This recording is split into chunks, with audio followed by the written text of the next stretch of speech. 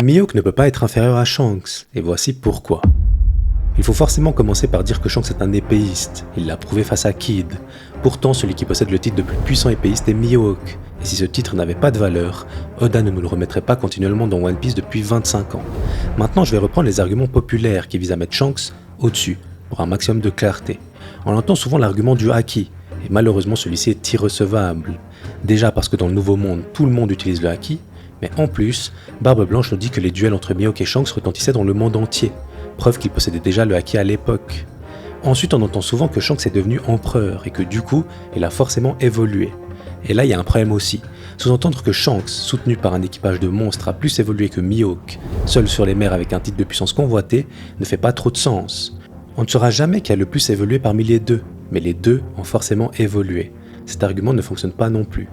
On verra ce qu'Oda nous réserve pour ces deux monstres. En attendant, dis-moi ce que t'en penses, t'es Team Shanks ou Mihawk? Ciao ciao.